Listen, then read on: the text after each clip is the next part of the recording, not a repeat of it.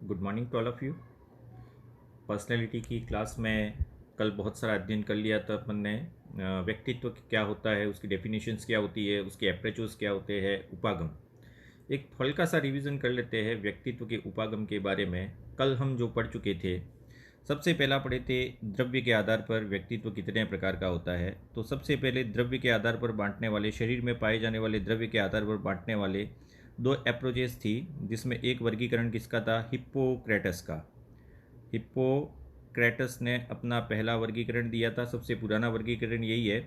और दूसरा है भारतीय दृष्टिकोण के आधार पर। दोनों ही चीज़ें पढ़ ली थी। दोनों ने शरीर में पाए जाने वाले कुछ ऐसे तत्व होते हैं जिनके आधार पर किसी की पर्सनैलिटी को जस्टिफाई किया था। हिप्पोक्रेटस की बुक आ सकती है कि हिप्पोक्रेटस ने अपना वर्गीकरण किस बुक में दिया, तो ये इंपॉर्टेंट है। उसकी एक पुस्तक थी, एंशियंट पुस्तक थी, नेचर ऑफ मैन। ये आपको ज़रूर याद रखना है। हिप्पोक्रेटस ने अपना वर्गीकरण कौन सी बुक में दिया था? तो ये था नेचर ऑफ मैन। ये पूछा जा सकता है एग्ज़ाम में। कई वीडियो मैंने देखे हैं कि रट लो, इससे बाहर एक भी प्रश्न नहीं आएगा। मैं कहता हूँ रटो मत, समझ लो। समझने से कितने भी प्रश्न बना ले किसी भी तरीके से, तो आपका एक भी प्रश्न गलत नहीं जाएगा। रट ले। ये रटना बहुत ख़राब चीज़ है, ठीक है। ये छोटे बच्चों के लिए, पहली दूसरी क्लास के, उनके लिए ज़रूरी है, आपके लिए समझना ज़रूरी है। तो हिप्पोक्रेटस और भारतीय दृष्टिकोण शरीर में पाए जाने वाले द्रव्य के आधार पर थे। दूसरा वर्गीकरण पढ़ा था हमने, वह है शरीर रचना के आधार पर। शरीर रचना के आधार पर वर्गीकरण देने वाले दो मनोवैज्ञानिक थे, जिसमें पहला था क्रैशमर, और क्रैशमर के अलावा दूसरा था वह शेल्डन था। और शेल्डन और क्रैशमर का वर्गीकरण, शेल्डन ने और क्रैशमर ने कितने भाग बताए थे? तो क्रैशमर के अनुसार व्यक्तित्व 4 प्रकार के होते हैं और शेल्डन के अनुसार 3 प्रकार के होते हैं। और शेल्डन के वर्गीकरण को ही कहा जाता था ज्यामितीय वर्गीकरण। इसे कहते हैं व्यक्तित्व का ज्यामितीय सिद्धांत भी कहते हैं और ज्यामितीय वर्गीकरण भी कहा जाता है, बिल्कुल याद रखें। अगला स्पेंगर को अपन ने खत्म किया था। स्पेंगर से संबंधित आपको याद रखना है, समाज शास्त्रीय वर्गीकरण किसने दिया? तो समाज शास्त्रीय वर्गीकरण देने में दो का नाम आता है, ये ज़रूर ध्यान रखें। पहला द्रव्य के आधार पर दो व्यक्ति है, शरीर रचना के आधार पर भी दो व्यक्ति है, और समाज शास्त्रीय वर्गीकरण देने वाले व्यक्ति भी दो ही है। जिसमें सबसे पहला पढ़ चुके कल, स्प्रेंगर के अनुसार। स्प्रेंगर के अनुसार व्यक्तित्व कितने प्रकार के होते हैं, तो इसकी बात कर ली थी 6। समाज में पाए जाने वाले उनके व्यवहार के आधार पर समाज शास्त्रीय। इस समाज शास्त्री में एक और चीज़ मिला दी, वो मिला दी मनोवैज्ञानिक। समाज शास्त्रीय एवं मनोवैज्ञानिक वर्गीकरण। लेकिन कहीं न कहीं यह वर्गीकरण जो अगला पढ़ेंगे वो समाज शास्त्री का ही अगला रूप है। स्प्रेंगर का जो वर्गीकरण था उसको आगे बढ़ाया और मनोवैज्ञानिक एस्पेक्ट जोड़ दिए, और यह वर्गीकरण कहलाता है कार्ल युंग का वर्गीकरण। इसे कार्ल युंग भी कहते हैं और कार्ल जुंग भी कहते हैं। सबसे व्यवस्थित व्यक्तित्व वर्गीकरण कार्ल युंग का या जुंग का ही माना जाता है, लेकिन इसकी आलोचनाएं भी खूब हुई। तो समाज शास्त्रीय वर्गीकरण में दो नाम आपको याद रखने हैं। स्प्रेंगर का वर्गीकरण समाज शास्त्री था, उसमें मनोवैज्ञानिक गुणों को मिलाया, और समाज शास्त्रीय वर्गीकरण को आगे बढ़ाने का काम कार्ल युंग ने किया। तो आज का हम स्टार्ट करते टॉपिक, वह है कार्ल युंग का व्यक्तित्व का वर्गीकरण। सबसे ज़्यादा परीक्षा में पूछा तो नहीं गया है कि इसके अनुसार व्यक्तित्व कितने प्रकार के होते हैं और कितने प्रकार में बांटा। तो इम्पोर्टेंट पॉइंट याद रखना है। कार्ल युंग का वर्गीकरण भी कौन सा था? समाज शास्त्रीय वर्गीकरण था। सबसे पहला पॉइंट, कोई रटना नहीं है, समझना है। रट लो, एक भी प्रश्न बाहर जाएगा नहीं जाएगा ये हम नहीं कहते, समझ लो तो एक भी प्रश्न गलत नहीं जाएगा। कार्ल युंग का वर्गीकरण है वह समाज शास्त्रीय वर्गीकरण भी है, और साथ में यह मनोवैज्ञानिक वर्गीकरण भी है। दोनों ही प्रकार का वर्गीकरण है, वह कार्ल युंग के वर्गीकरण में आता है। तो सबसे पहला समाजशास्त्री वर्गीकरण तो स्पेंगर ने किया, और इसी को आधार बनाकर आगे कार्ल युंग ने वर्गीकरण किया। प्रश्न इंपॉर्टेंट अगला क्या है, कार्ल युंग के वर्गीकरण के आधार क्या थे? किस बेस पे कार्ल युंग ने व्यक्तियों को विभाजित किया या व्यक्तित्व का विभाजन किया? तो कार्ल युंग के लिए आपको 4 आधार याद रखने, ये प्रश्न इंपॉर्टेंट है। चिंतन, पहला आधार था चिंतन, किस प्रकार से एक व्यक्ति सोचता है, चिंतन। चिंतन के साथ दूसरा है भावना। भावना के बाद तीसरा आता है संवेदन। भावना, संवेदन, और संवेदन के बाद आता है अंतर्दृष्टि। ये 4 आधार थे।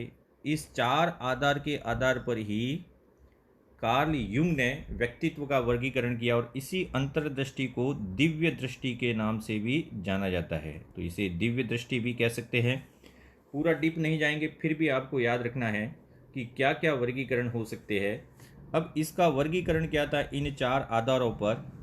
तो सबसे पहले इसने व्यक्तित्व के 2 ही प्रकार बताए थे। ये ज़रूर ध्यान रखें, कार्ल युंग आते ही आपके दिमाग में 3 आ जाएंगे, अंतर्मुखी, बहिर्मुखी और उभयमुखी। लेकिन इसने व्यक्तित्व का वर्गीकरण किया था 2 ही भागों में।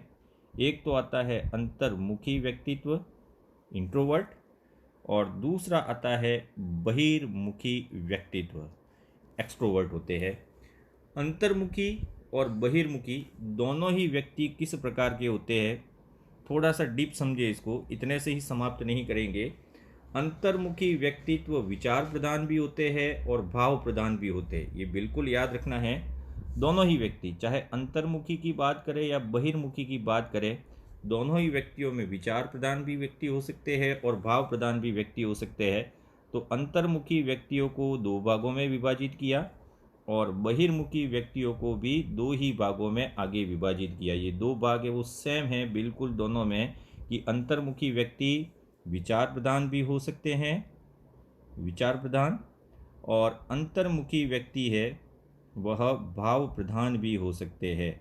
सेम क्लासिफिकेशन बहिर्मुखी के लिए किया, विचार प्रधान भी हो सकते हैं ये, और ये भाव प्रधान भी हो सकते हैं। बिल्कुल याद रखें कि अंतर्मुखी व्यक्ति विचार प्रधान भी हो सकते हैं, भाव प्रधान भी हो सकते हैं। बहिर्मुखी व्यक्ति विचार प्रधान भी हो सकते हैं, बहिर्मुखी भाव प्रधान भी हो सकते हैं। लेकिन आगे जाते जाते इनका वर्गीकरण बिल्कुल बदल जाएगा।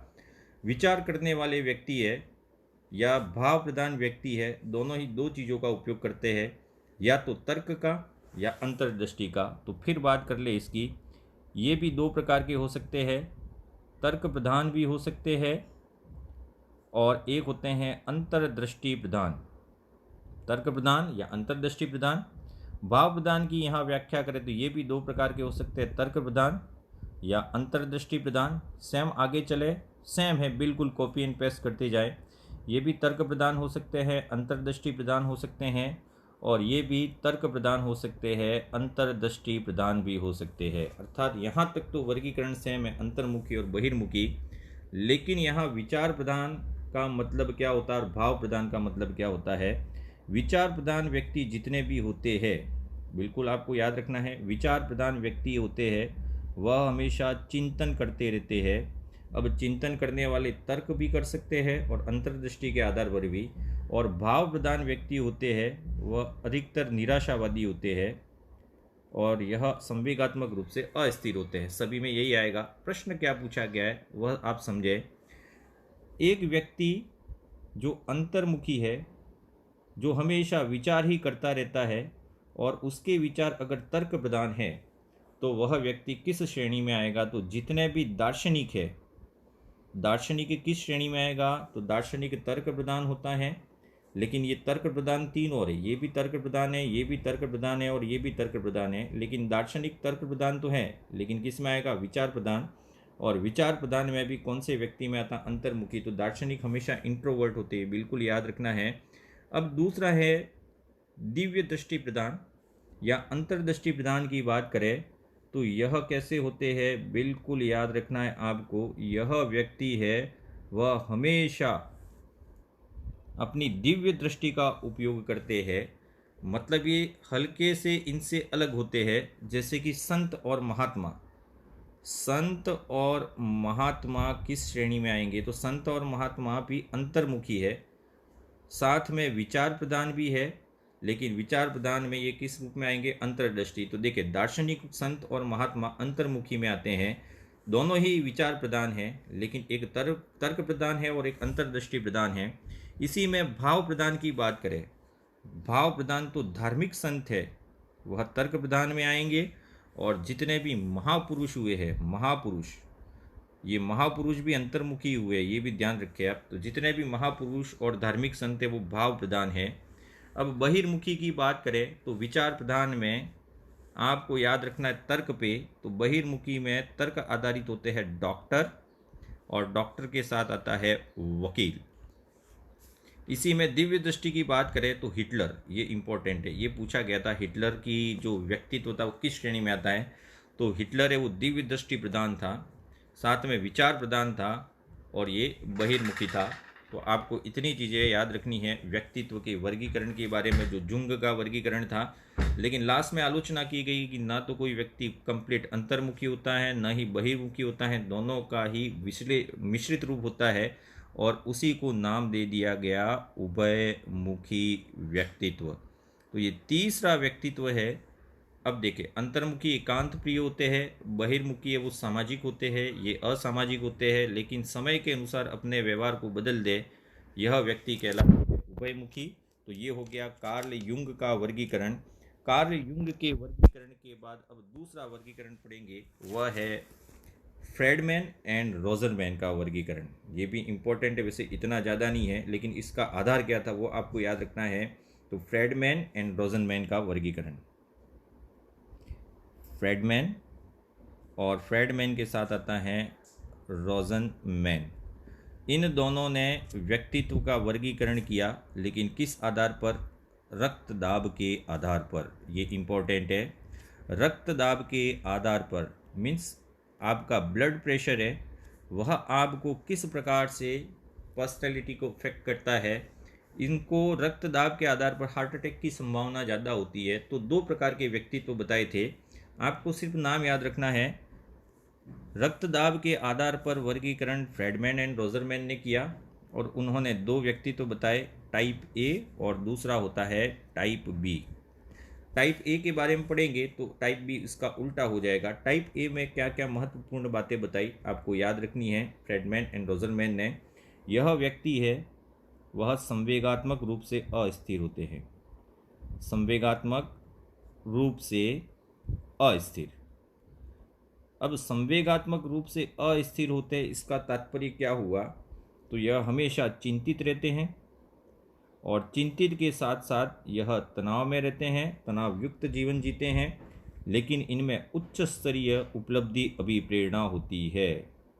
उच्च स्तरीय उपलब्धि अभिप्रेरणा इनमें पाई जाती है। ये इंपॉर्टेंट पॉइंट है, आपको याद रखना है। टाइप ए में उच्च स्तरीय उपलब्धि अभिप्रेरणा होती है, इसी कारण ये हमेशा प्रतिस्पर्धा में विश्वास रखते हैं। तो ये प्रतिस्पर्धी होते हैं।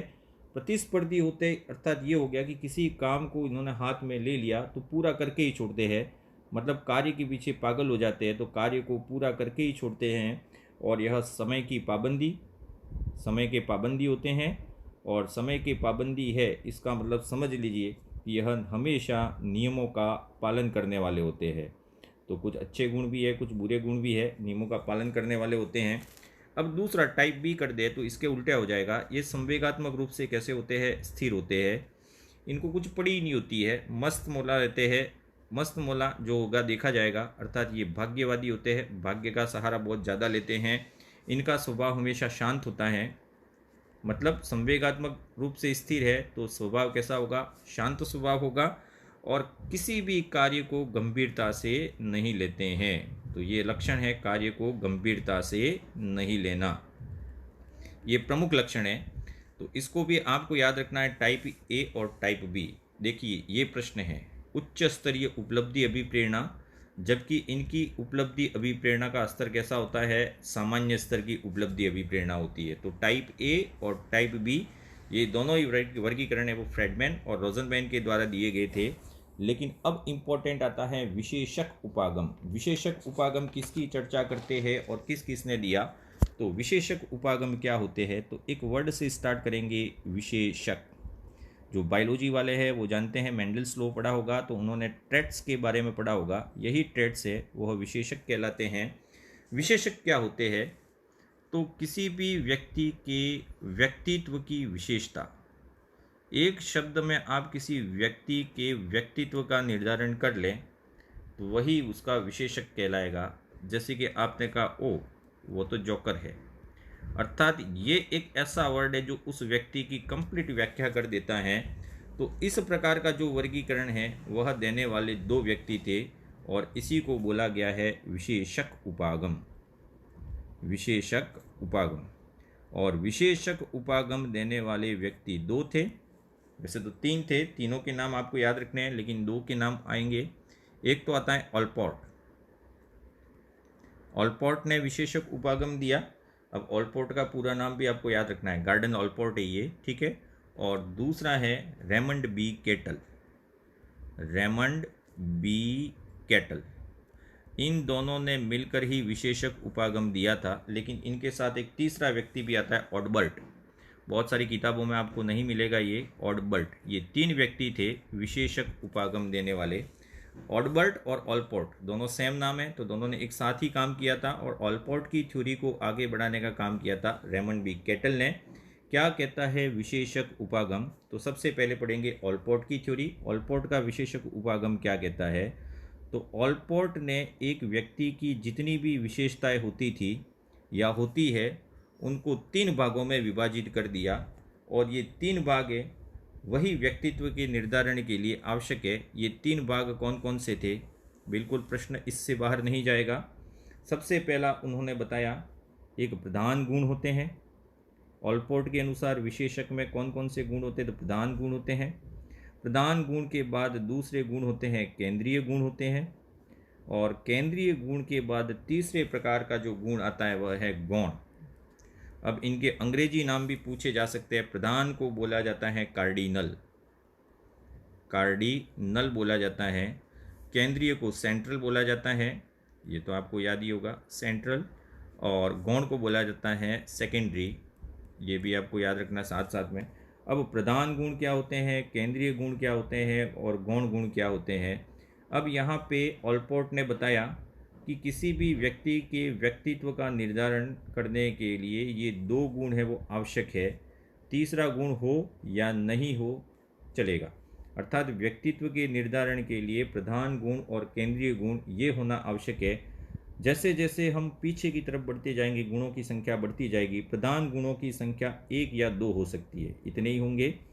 केंद्रीय गुण है वो 8 से 10 तक हो सकते हैं, और इन पे आधारित कितने भी गुण हो सकते हैं पीछे उसकी व्याख्या करेंगे। अब इसको समझें कि प्रधान गुण क्या होता है। तो किसी व्यक्ति को उसके किसी विशेष गुण के आधार पर जाना जाए, वो व्यक्ति तो बहुत मजा किया है, अगर इस प्रकार का वर्ड उसके लिए यूज़ होता है, या वह व्यक्ति जोकर है। जैसे कि एक व्यक्ति किसी भी परिस्थिति में हमेशा हंसता ही रहे, मजाक करता रहे, तो वह उसके व्यक्तित्व की विशेष पहचान बन जाती है, और यही विशेष पहचान है वो प्रधान गुण के अंदर आती है। तो ऐसे 2-4 गुण ही हो सकते हैं, ठीक है।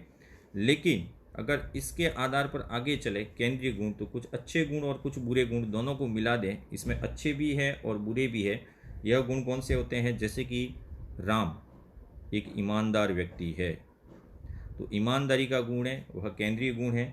इसी राम में दयालुता भी है, राम दयालु भी है।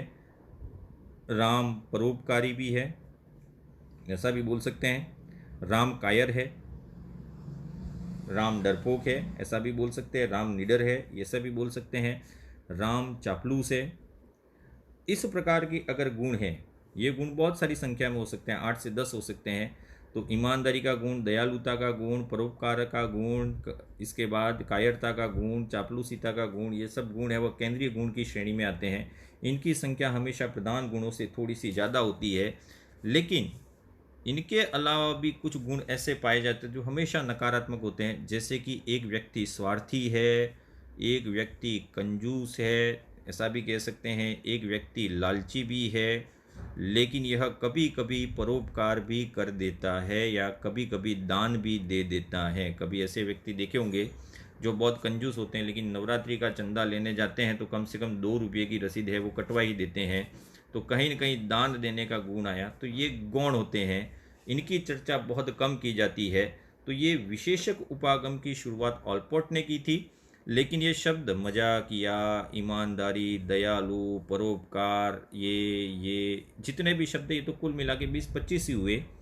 तो ऑलपोर्ट और ऑडबर्ट दोनों ने मिलकर डिक्शनरी को देखा, और डिक्शनरी को देखकर व्यक्तित्व को परिभाषित करने के लिए कितने शब्द होते हैं, यानी कि व्यक्तित्व के गुण हैं, उन गुणों से संबंधित शब्द ढूंढे और कितने शब्द हो सकते हैं उन शब्दों का पता लगाया पूरी डिक्शनरी में। तो व्यक्तित्व के गुणों के पर्यायवाची शब्दों के रूप में उन्होंने 17,953 शब्दों का चुनाव किया। ये प्रश्न इम्पोर्टेंट है और एक बार पूछा गया है कि विशेषक उपागम के लिए ऑडबर्ट और रेमंड बी कैटिल ने कितने शब्दों का सर्वप्रथम चुनाव किया था। तो 17,953 शब्द चुने। इनमें से धीरे धीरे धीरे धीरे कुछ शब्द हटाते गए जो बिल्कुल दिखाई नहीं देते थे, केवल डिक्शनरी में थे। उन शब्दों की संख्या सीमित कर दी 4,541 शब्द, अर्थात व्यक्तित्व के गुणों को दर्शाने वाले 4,541 शब्द का चुनाव किया। और इसके बाद इनका ये अनुसंधान है वो रुक गया और इसी अनुसंधान को आगे बढ़ाने का काम किया था। इसी अनुसंधान को, ऑलपोर्ट के अनुसंधान को रेमंड बी कैटल और रेमंड बी कैटल का अब ये बन गया उपागम। तो विशेष उपागम, दो चीज़ें याद रखनी। स्टार्ट ऑलपोर्ट ने किया था, ऑडबर्ट ने उसको सहयोग किया था, और इसी विशेषक उपागम की समाप्ति किसने की थी? रेमंड बी कैटल ने की थी। अब रेमंड बी कैटल ने इसी शब्दों को वापस चुनाव किया, 17,953 शब्द। फिर इसने इसमें से कुछ शब्दों को हटाते दूसरी सीरीज में आया और इन्हें 17,953 में से केवल 4,000 शब्द ही इसने ऐसे चुने जो हर व्यक्ति में पाए जाते हैं। लेकिन इतने सारे शब्दों को एक साथ याद रखना बहुत मुश्किल था और उन्होंने शब्द हटाए। अगली सीरीज में उन्होंने 171 शब्द है, इन 171 शब्दों पर अध्ययन किया कि यह हर व्यक्ति में पाए जाते हैं। फिर उसने कहा कि इतने सारे शब्दों में भी किसी व्यक्तित्व को निर्धारित करना बहुत मुश्किल काम है, बहुत विस्तृत हो जाएगा। तो लास्ट में जाके उसने शब्दों की संख्या निर्धारित कर दी 16, अर्थात व्यक्तित्व के विशेषक कितने शब्द रखे इसने? 16 शब्द। यही 16 शब्द है वो किसी व्यक्ति के व्यक्तित्व का निर्धारण करते हैं और इन्हीं 16 को उसने नाम दिया पर्सनैलिटी फैक्टर नाम दिया। और यही पर्सनैलिटी फैक्टर है वो बन गए PF। कितने पर्सनैलिटी फैक्टर दिए? 16 PF दिए। तो 16 PF का संबंध किससे है, ये प्रश्न पूछा गया है। तो 16 PF का संबंध किससे है? Raymond B cattle. 16 PF अर्थात 16 पर्सनैलिटी फैक्टर या व्यक्तित्व विशेषक किसने दिए, और यही व्यक्तित्व मापन की परिसूची भी बन गई। व्यक्तित्व मापन की परिसूची। अब ये भी पूछा जा सकता है कि 16 PF क्या है? तो व्यक्तित्व मापन की एक परिसूची थी जिसका निर्माण रेमंड बी कैटल ने किया। अब इसमें डीप नहीं जाना, उसने तो ABCEGG1 Q1 Q2 Q3 इस प्रकार से 16 पर्सनैलिटी फैक्टर दिए थे और उनके विपरीत गुणों की भी व्याख्या की थी। लेकिन मेरे हिसाब से इतना डीप नहीं पूछा जाएगा। हाँ, अगर आप डिस्क्रिप्टिव एग्ज़ाम देते तो ये पूरा पूछा जा सकता था कि 16 PF का वर्णन कीजिए, पर आप ऑब्जेक्टिव एग्ज़ाम दे रहे हैं तो ऑब्जेक्टिव एग्ज़ाम के लिए इतना काफ़ी है। तो रेमंड बी कैटल ने ऑलपोर्ट की जो विशेषक उपागम की थ्योरी थी उसको 16 शब्दों पे ला के रोक दिया और वहीं से नाम बन गया है 16 PF। प्रश्नावली भी बनाई थी, परिसूची बनाई थी। अब आगे चलते हैं, आज का लास्ट है, वह है थॉर्नडाइक का व्यक्तित्व वर्गीकरण। ये प्रश्न पूछा गया है, बहुत छोटा सा है, लेकिन थॉर्नडाइक का वर्गीकरण किस प्रकार से पूछा गया? तो एक तो पूछा गया था इनमें से कौन सा नहीं है, ये पूछा गया था कितने भाग बताए, ये पूछा गया था। तो थॉर्नडाइक का वर्गीकरण है, उसके कुल कितने भाग हैं? 3 भाग है। लेकिन मैं कहता हूँ कि इस बार ये प्रश्न आना चाहिए कि थॉर्नडाइक के वर्गीकरण के आधार क्या थे। जैसे कार्ल युंग का वर्गीकरण के आधार क्या थे? तो चिंतन, भावना, संवेदना, इस प्रकार से उसके आधार थे। थॉर्नडाइक का वर्गीकरण है वह 2 आधारों पर था। एक व्यक्ति की चिंतन प्रक्रिया और दूसरा है एक व्यक्ति की कल्पना शक्ति। थॉर्नडाइक ने जो व्यक्तित्व का वर्गीकरण किया था वह 2 आधारों पर किया था, एक व्यक्ति की चिंतन शक्ति और एक है कल्पना शक्ति। और इस आधार पर उसने व्यक्तित्व के कितने भाग बताए? बिल्कुल याद रखना है आपको, 3 भाग बताए थे। एक तो होता है सूक्ष्म विचारक, पहला भाग बताया था इसने, सूक्ष्म विचारक। दूसरा भाग बताया था इसने प्रत्यक्ष विचारक, सूक्ष्म, दूसरा बताया था प्रत्यक्ष विचारक, और प्रत्यक्ष विचारक के बाद तीसरा इंपॉर्टेंट था वह है स्थूल विचारक, स्थूल विचारक। तो ये थॉर्नडाइक का जो वर्गीकरण था वह आपको बिल्कुल याद रखना है। 3 भाग थे और आधार 2 थे। 3 भाग कौन से थे? सूक्ष्म, प्रत्यक्ष और स्थूल विचारक। तो यह प्रश्न परीक्षा में बिल्कुल पूछा जा सकता है। कल की क्लास होगी उसमें अपन पूरा सिगमंड फ्राइड का साइकोएनालिटिकल थ्योरी पढ़ेंगे, मनोविश्लेषण का सिद्धांत। परीक्षा की दृष्टि से यह इम्पोर्टेंट है। उसके साथ ही कुछ और भी उपागम है जो व्यक्तित्व में पूछे जा सकते हैं। तो आज की कक्षा में आज इसी के आधार पर एक टेस्ट लेंगे, जो इसका लिंक आपको डिस्क्रिप्शन में शाम को दे दिया जाएगा। पढ़ते रहिए, कीप स्माइलिंग। Thank you.